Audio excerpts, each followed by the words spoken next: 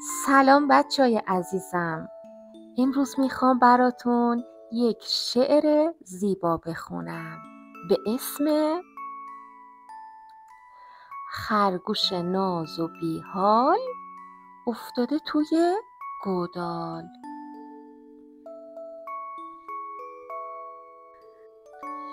آی بچه های باهوش، بخونید از یه خرگوش که در جنگلی زیبا زندگی میکرد.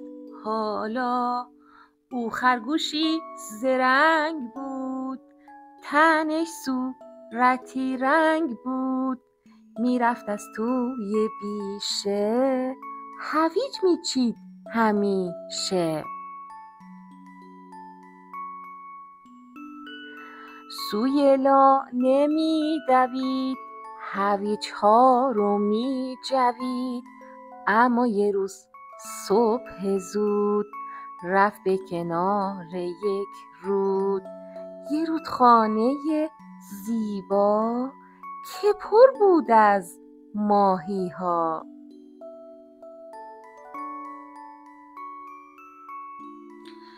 سمت چپ رودخانه یک دفعه دید یه لانه، آروم آروم جلو رفت، میان لانه نشست که یک دفعه بچه ها رسید به گوشش صدا.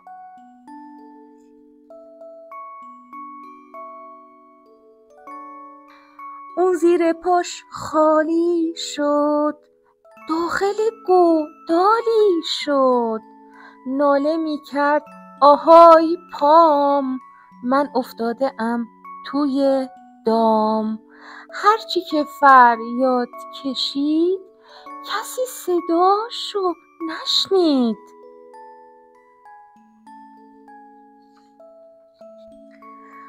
آقا موشه از آنجا عبور میکرد بچه ها، یک دفعه دید که خرگوش، همون خرگوش باهوش، افتاده توی گودال با رنگ و روی بیحال.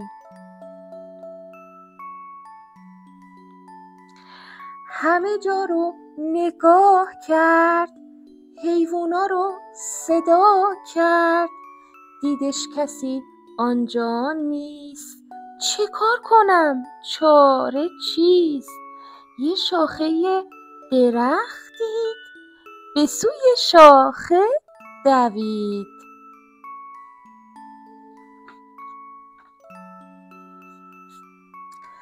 گفت موش تند و تیزم، اگرچه ریزه میزم، اونو بیرون میارم، رو سبزه میگذارم. آن شاخه را رو زمین کشید موش نازنین.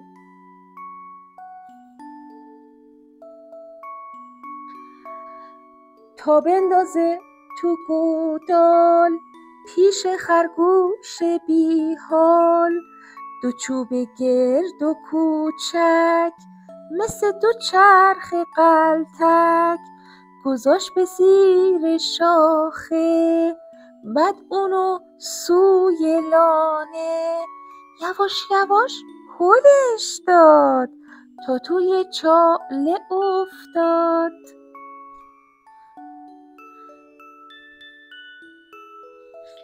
از شاخه اون پایین رفت، کنار خرگوش نشست، خرگوش چشمو باز کرد، نگاه به موشه ناز کرد.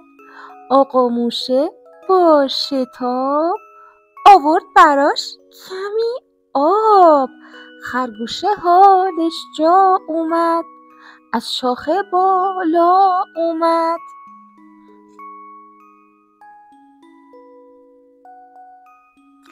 وقتی آمد به بیرون گفت ای موش مهربون، چطور از روی زمین تو این شاخه سنگین انداختی توی گودال؟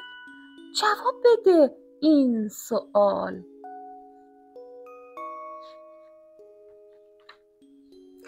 جواب داد موش زیرک، درست کردم 2 قلتک، شاخه رو روش کشیدم تا که به تو رسیدم.